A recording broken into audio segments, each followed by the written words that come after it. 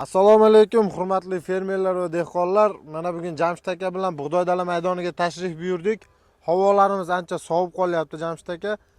Qanaqa kasalliklar rivojlanyapti hozir bug'doy dala maydonida? Shu haqida Jamshid aka o'zini bilimlari orqali sizlarga foydali maslahatlarni berib o'tib ketadi. Assalomu alaykum, hurmatli fermerlar, dehqonlar, bizani kuzatib boruvchilar, obunachilarimiz. Xo'p, hozirgi kunda bug'doy kasalligi haqida bu endi tez etish kerak bo'lgan dehqonlarga, ayniqsa g'alla ekib turib g'allachilik bilan shug'ullanadigan fermerlar, dehqonlarga kerakli ma'lumot sifatida video ma'lumot qilmoqchimiz. Xo'p, hozirgi kunda keng tarqalayotgan mana bu sovuq ob-havolar ta'sirida keng tarqalayotgan kasallik haqida gapirib o'tamiz. Bu tuberkuloz kasalligi yoki bo'lmasa ikkinchi nomi sklerotiniyoz kasalligi bo'lib hisoblanadi. Mana shu kasallik haqida gaplashib o'tamiz. Eng avvalo birinchi bo'lib simptomlar haqida gapirib o'tamiz. Undan keyin montaj davomida ham qo'yib ketasiz. Viloyatlar turli xildagi viloyatlardan kelib tushgan rasmlardan kelib chiqib turib ham mana shu ma'lumotlarni montajda qo'yib ketasiz. Rasm ko'rinishidagi ma'lumotlarni montajda qo'yib ketasiz. Hozir men sizga birinchi navbatda simptomlari haqida ko'rsatib o'taman. Buni dehqonlarimizga alohida alohida ma'lumot sifatida o'sha simptomlarni ko'rsatib o'tmoqchimiz. Hozir mana e'tibor berayotgan bo'lsangiz, dalani ekin maydon bir xil o'sib rivojlanyapti. Mana shu joyga kelgandan keyin qarasangiz, bo'yi pastlab ketib qolgan. Sal yuqoridan ham balandroq ko'rsatsangiz, o'zi ko'rinib turibdi. Endi bitta ko'chatni misolida ko'rsataman. Yaqinroq kamerani yaqinroq olib kelib ko'rsatasiz. Xo'p, mana bu ko'chatga e'tibor berasiz. Mana bu ko'chatga e'tibor berasiz. Qolganlariga nisbatan bo'yi past. Mana qolganlariga nisbatan bo'yi past. Mana eng atrofdagi qolganlariga nisbatan ko'rayotgan bo'lsangiz bo'yi past. Xo'p, kasallikning asosiy simptomi o'zi shunaqa boshlanadi. Xo'p, birinchi bo'lib bildiriladigan simptomi qolganlarga nisbatan bo'yi past bo'ladi. Mana o'sayotganini ko'ryapsiz, bo'yi past. Undan tashqari barglari uchidan sarg'ayishni boshlaydi. Faqat tartib qanday bo'ladi? Barglarning sarg'ayishi eng pastidan sarg'ayadi. Yaqinroq kelib ko'rsatasiz, Azizbek. Mana ko'ryapsiz, sarg'ayib, qurib, uje mog'or bosib ketgan. Undan keyingi bargga e'tibor berasiz mana. Xo'p, undan keyingi etapdagi bargga e'tibor berasiz va mana keyingi etapdagi barglar ko'ryapsiz. Mana ma'munisi endi uchidan o'sha siyoh rang tusga kirib sarg'ayishni boshlabdi. Mana o'suv nuqtadagi barg ham o'sha siyoh rangga kirishni boshlagan. Xo'p, bu asosiy simptomlardan biri bo'lib hisoblanadi. Mana endi e'tibor bersangiz, mana shu joyi o'zi bo'yi past holatda, rivojdan, avjidan orqada qolib ketgan holatdagi asosiy simptomlardan biri bo'lib hisoblanadi. Ancha baland.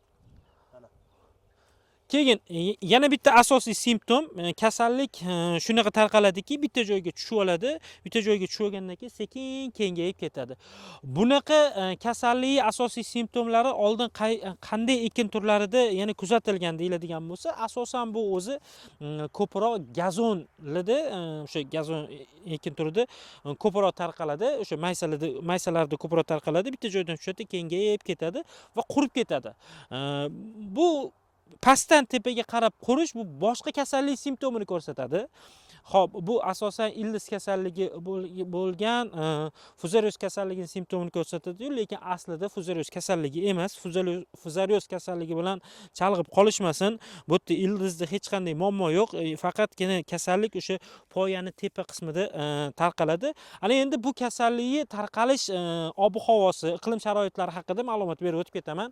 Kasallik o'zini issiq davrida hech qanaqa ko'rsatmaydi. Issiq ob-havolarda o'zini ko'rsatmaydi. Faqatgina mana noqulay kelib qolgan, isib turib birdaniga salqin tushib ketgan, namgarchilik yuqori bo'lib ketgan ob-havolarda yoki bo'lmasa etiklik mana isib turib birdaniga qor yog'ib ketgan paytlarda ham kasallik o'zini simptomini darhol ko'rsatadi. Buni kasallik rivojlanadigan temperaturasi qanday deb aytiladigan bo'lsa, 0 gradusdan 15-20 gradus oralig'ida bo'ladi, ekin turiga qarab turib. Mana shu harorat kasallik jiddiy avj oladi va tez dalaga tarqalib ketadi. Tarqalib ketishi ham bitta tochkadan kengayib ketaveradi va ko'chatlar asta-sekinlik bilan bo'yi kichkina bo'lib, o'zini me'yorda o'sishidan to'xtab qoladi. Shu bilan birgalikda, xo'p, 15 gradus issiqlik 0 gradus bilan 15 gradus 20 gradus oralig'ida rivojlanadi va shu bilan birgalikda havoning nisbiy namligi kerak bo'ladi. Mana ko'ryapmiz, 2 kun oldin sovuq yomg'irlar yog'di. O'sha ko'rgazma Samarqandga borganimizda ham, ko'rgazmada qatnashganimizda ham Samarqandda ham sovuq ob-havo iqlim sharoiti bo'ldi. Undan tashqari o'sha Voha viloyatlarida shu bilan birgalikda Toshkent viloyatida ham sovuq ob-havolar kuzatilyapti. Mana shu kasalliklar mana ko'ryapsiz, endi avj olyapti. Bundan bir hafta oldin kelganimizda ham bu ekin maydonida hech qanday kasallikka simptomlari yo'q edi. Mana hozir sovuq ob-havo yomg'irli bo'lganligi uchun ko'ryapsiz, kasallik asosiy simptomlari hozir tez tarqalishni boshlagan. Bu dehqonlarimiz uchun, g'alla ekin bilan ishlaydigan fermerlarimiz uchun asosiy ma'lumot sifatida aytib o'tib qo'yamiz. Hamma bug'doy ekkan fermerlarimiz, dehqonlarimiz o'zlarini ekin maydonlarini bitta nazoratga olib qo'ysin. Undan tashqari yurtimizga sovuq ob-havo iqlimi kelyapti, qor yog'ishini ko'rsatyapti. Ob-havo ma'lumotlarida undan tashqari minus temperaturali haroratli ob-havolarga kirib ketyapmiz. Shuning uchun ham mana shu ob-havolarda kasallik tez tarqalganligini bilganligimiz uchun ham bu diqqatga, e'tiborga olib qo'yiladigan kasallikki bir turi hisobida ham ma'lumot berib o'tib ketyapmiz. Xo'p, ana endi bu kasallikka qanday kasallikka davolash choralari haqida ma'lumot berib o'tib ketamiz. Eng avvalo biz qanday preparatlarni tavsiya qilamiz? Biz eng avvalo Control Gold preparatimizni tavsiya qilamiz. Undan tashqari Tilt Gold preparatimiz bilan, hop, undan keyin Impact Gold preparatimizni tavsiya qilamiz. Buni ikkalasini birgalikda aralashtirgan holatda sepilganda yaxshi natijalar olganmiz shu paytgacha. Shuning uchun ham ikkalasini qo'shib turib sepish tavsiya etiladi. Xo'p, sarf me'yorlari haqida ham ma'lumot berib o'tib ketaman. Sarf me'yori Impact Gold preparatimizda har 300 litr suv uchun 200-250 gram me'yorda bo'ladi. Tilt Goldimiz ham xuddi shunday. Har 300 litr suvimiz uchun 200-250 gram me'yorda, sarf me'yorda bo'lsa, mana shu ikkalasini qo'shilgan holatdagi esa yaxshi samara beradi. Undan tashqari aytaylik, boya Control Gold preparatimizni tavsiya etdik. Control Gold preparatimiz bu gektar hisobida hisoblaganda yarim litrdan 1 litrgacha hisob olinadi, sarf me'yorlar hisobga olinadi. Mana shu sarf me'yorlar oralig'ida qo'llansa, kasallik tezda bartaraf bo'lib, o'zini to'xtatadi va ekinlar, yana bug'doy ekin turlari, g'alla ekin turlari yana sekin-astalik bilan o'sib, o'zini rivojlanish pallasiga o'tadi. Endi havoning harorati 25-30 gradus bo'lganda kasallik nisbatan to'xtaydi. Lekin yana bitta shunaqa xususiyati borki, kasallikni bizi bug'doylarimizni aytaylik 3-4 marta sug'oramiz. Respublika hududida shunday sug'oriladi. Endi suv bemalol joylarda, misol uchun 4 martagacha sug'oriladi. Agar suv kam bo'ladigan hududlarda bo'ladigan bo'lsa, asosan misol uchun yog'ingarchiliklardan keyin asosan boshoqlash fazasida, o'sha gullashdan o'tgandan keyingi fazalarda sug'oriladi.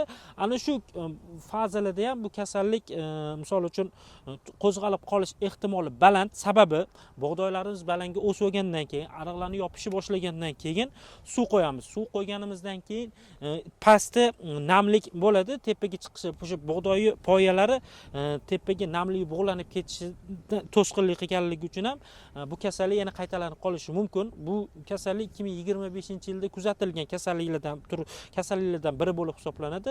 Xo'p, kasallikning oxirgi so'nggi natijasi qanday bo'ladi deb aytiladigan bo'lsa, kasallikning oxirgi so'nggi natijasi bug'doylar erta pishib qoladi, boshoqlari kalta bo'lib qoladi. Shu bilan birgalikda boshoqlar ko'proq puch holatda bo'lib qoladi. Mana shunga ham e'tibor berasizlar. Hozir kurashadigan payti, hozir kurashib turib va jiddiy nazoratga oladigan payti.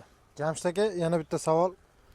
Tilt Gold mahsulotini Impay bilan qo'shib qo'llaganda zang kasalligiga ham effekti bo'lishi mumkinmi? Yo'q, zang kasalligi effekti bo'lishi mumkinmi degan narsa yo'q. Effekti bor, zang kasalligi ta'siri bor. Mana hozirgi kunda endi sovuq ob-havo kelayotganligi uchun zang kasalligi nisbatan kamroq tushishi mumkin, chunki salqin ob-havo. Iliq ob-havolarda mana shunaqa havoning nisbiy namligi baland bo'lganda zang kasalligi, shu bilan birgalikda unshudin kasalligi, shu bilan birgalikda ko'pchilik aytadi sariq dog'lanish kasalligi deyshadi, septarios kasalligi ham tarqalishni boshlaydi. Mana shu hozirgi kunda o'sha tifoz yoki sklerotineoz kasalligi, shu ikkalasida ikki xil nomi bor bu kasallikki. Hozirgi aytib o'tgan kasalligimiz shu bilan birgalikda zang kasalligi, unshudrin kasalligi va septoreoz kasalliklariga ham bir xilda samarali ta'sir qilish kuchiga ega bo'lganligi uchun ham mana shu universal vosita sifatida tavsiya etyapmiz. Jamshid aka, Kerakli hozirgi kunda kurashish tarqalishi mumkin. mumkin bo'lgan kasalliklarga chora sifatida qo'llash yaxshi samara beradi. Undan tashqari o'sha montaj davomida ham qo'yib ketasiz. Control Gold preparatimizni qo'yib ketsangiz, u ham misol uchun yaxshi samarali vosita sifatida unda ham ikki xil ta'sir qiluvchi moddasi bor. O'sha ikki xil ta'sir qiluvchi modda yaxshi samarali vosita sifatida xizmat qilib beradi. E'tiboringiz uchun rahmat. Bug'doy ekin maydoninglarni nazoratga olib qo'yasizlar. Tezroq nazorat qilib qo'yinglar. Kasallik tarqalishidan oldin ham bir borib ekin maydonni nazorat qilib turib, agar kasallik ilk simptomlari ko'rinishni boshlasa, darhol kurash choralarini amalga oshiringlar. Agar bergan ma'lumotlarimiz sizlarga yoqqan bo'lsa, laykinglarni ayamaysizlar, foydali deb biladigan bo'lsanglar, shu g'alla ekkan dehqonlarga, fermerlarga jo'natib qo'yinglar. Ular ham shu bizani bergan ma'lumotlarimizdan foydalanib, shu ekin maydonlarini kasallikdan himoya qilishsin. Ma'lumotlar uchun rahmat Jamshid aka. Sog' bo'linglar.